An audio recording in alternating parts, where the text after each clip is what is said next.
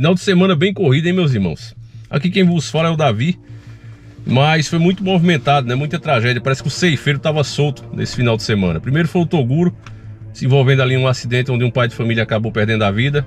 E agora o Pedrinho, né? Tudo no mesmo final de semana. Pedrinho Morredor. Era Pedrinho Matador, mas agora é Pedrinho Morredor. Esse cara que ficou conhecido do Brasil todo graças à mídia, que fez documentários sobre os serial killers, né?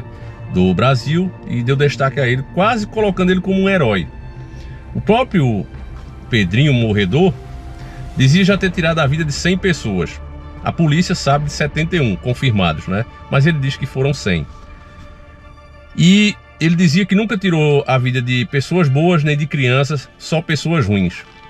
A pessoa tem que ser muito otário para acreditar que 100 pessoas, todas elas não prestavam e mereciam morrer. E mais, que um cara como o Pedrinho tinha o direito de fazer isso.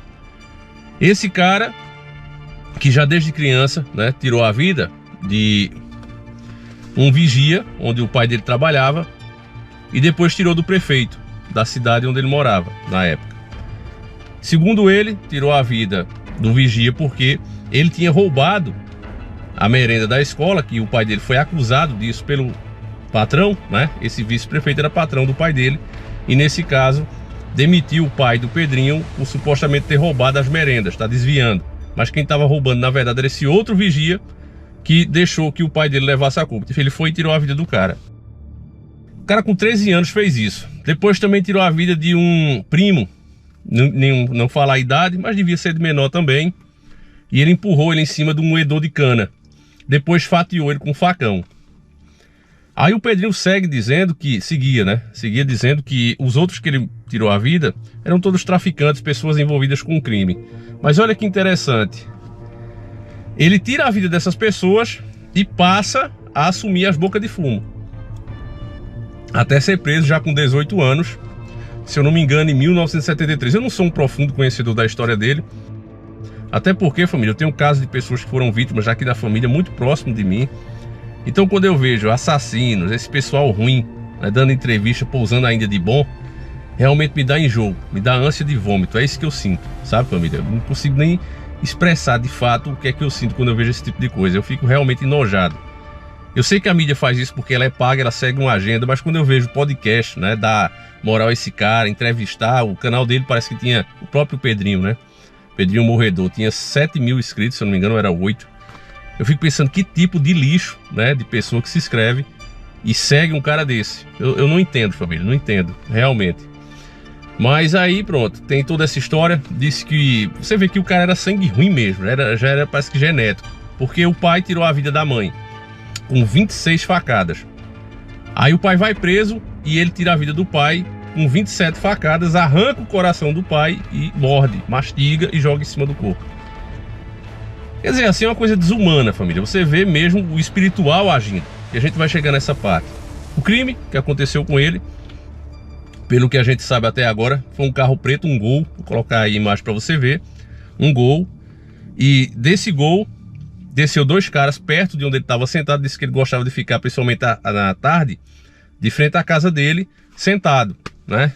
E aí desce 2 caras desse carro preto, encapuzado. O Pedrinho faz o gesto como que vai se levantar para correr. Aí os caras dizem, não é nada com você não. Em seguida, quando ele relaxa, os caras vai e mete bala. E um deles vai e corta o pescoço dele, segundo o boletim da polícia, tá certo, família? Então foi isso que aconteceu lá em Mogi das Cruzes, né, onde ele morava, em São Paulo. Então foi dessa para uma pior. E é aí que eu quero chamar a sua atenção. Principalmente você que é evangélico, protestante, né, pessoas que não acreditam no inferno, um inferno real. Pessoas que por algumas passagens bíblicas acreditam que a própria sepultura é um inferno. Veja, meu irmão, que essa teoria, e eu respeito a sua, mas que ela não bate. Se no Antigo Testamento era olho por olho, me diga, como você vai pagar por tantos olhos se você só tem 2?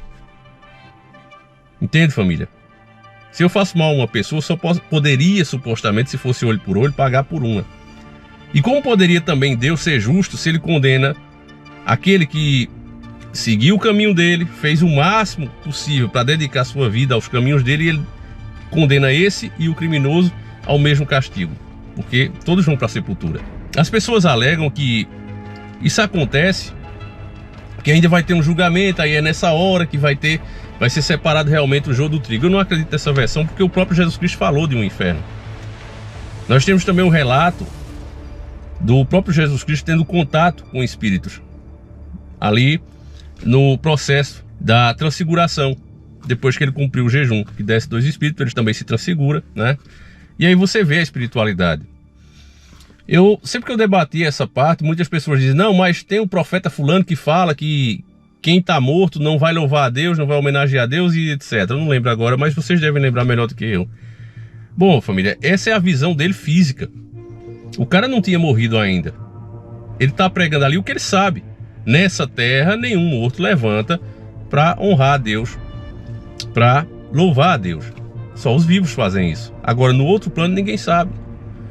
Então, quando eu vejo um Pedrinho matador, que agora virou Pedrinho morredor, tirar a vida de 100 pessoas e ter gente que acredita que eles tinham se convertido de fato, quando o cara vivia de falar desses crimes, sempre que podia reforçava, não, mas eu tirei a vida de gente ruim. Você acredita que ele era capaz de fazer a separação de quem era bom e quem era ruim e tinha o direito de tirar a vida de 100 pessoas? Você acredita que um cara que vive de falar desses crimes realmente estava arrependido porque levantou a mão em uma igreja? Dizem que ele levantou. Eu não acredito nisso, família. Eu não acredito em contos de fada. E digo mais, o inferno ele precisa existir porque tem pessoas como ele que transgrediram a sua condição de humano. E qualquer punição que venha até aqui, nesse plano físico, não seria suficiente para pagar os seus próprios pecados. E é óbvio que tem que ter outro lugar onde a própria limitação do corpo humano seja maior. E segundo as informações que a gente tem, né, de pessoas que dizem que foram levadas para esse lugar, o inferno, pelo próprio Jesus Cristo, para conhecer e espalhar as pessoas como é, você vê como casa, família. Muitas versões, né? Dizem que o tempo lá passa mais lento, um ano aqui seria mais ou menos 10 lá. Tem muitas teorias, eu não vou ficar falando aqui, porque senão o vídeo ia ser só disso, né?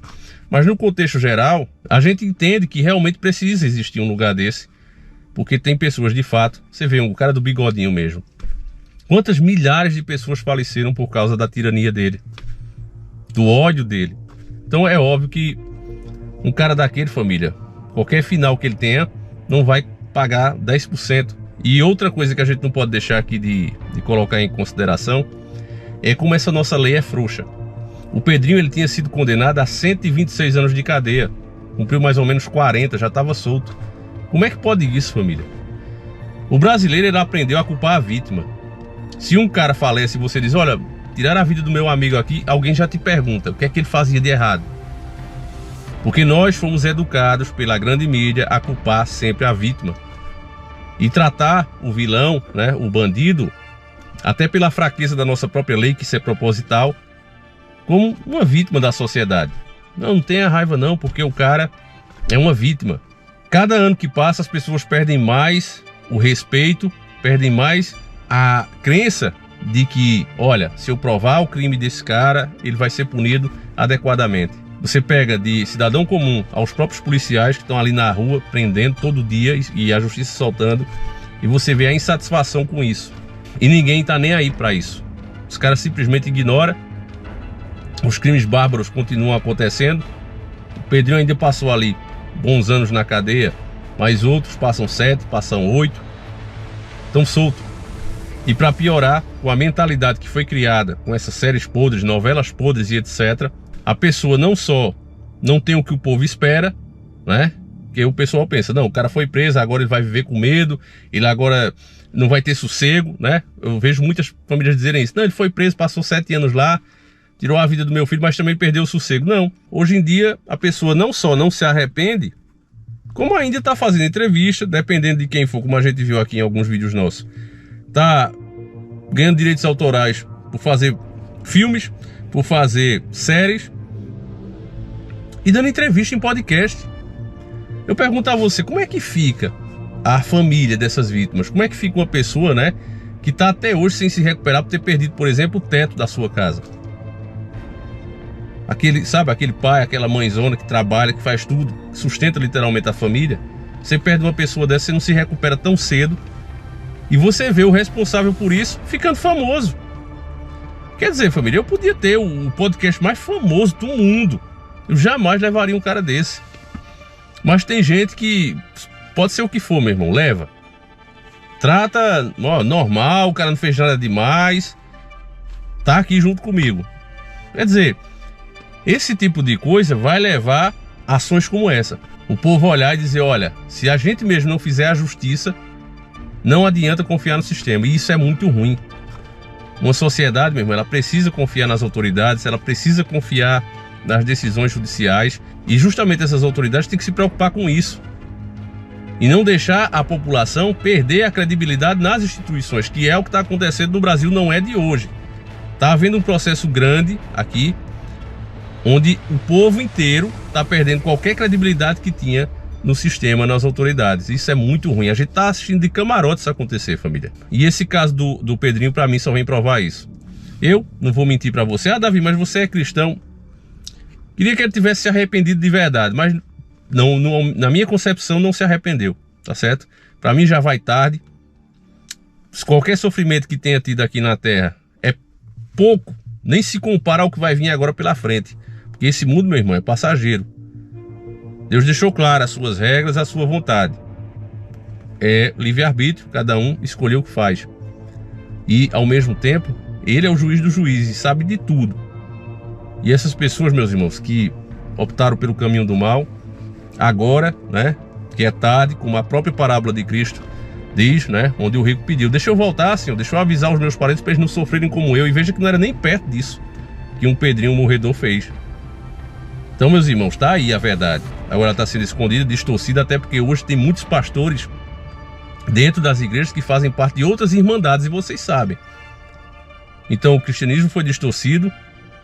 A doutrina de Aleister Crowley, fazeres o que tu queres, há de estar na lei, está introduzida dentro do cristianismo hoje, desse cristianismo Nutella. E as poucas vozes que têm coragem para falar, olha, isso aí está errado, isso aqui está específico na lei, né? Estão sendo silenciados, estão sendo processados, estão sendo até presos. São poucos os pastores, os padres hoje que têm coragem de pregar o evangelho como ele é. Explicar às pessoas isso é certo, isso é errado, porque sempre teve. Essa história de fazeres o que tu queres porque há de estar na lei, não é lei cristã. E o povo tem que entender isso. Enfim, meus irmãos, mais uma vez, repito, para mim já vai tarde, não tem um tico de pena, e espero que as nossas autoridades tomem vergonha, né? Vejam isso aí como um exemplo do povo perdendo a fé, a credibilidade nas instituições. É isso, meus irmãos, eu vou encerrando por aqui. Deixa a tua opinião, seja qual for ela, será sempre respeitada, por mais divergente que você seja da minha opinião. Fiquem com Deus, um abraço e a gente segue juntos. Fui!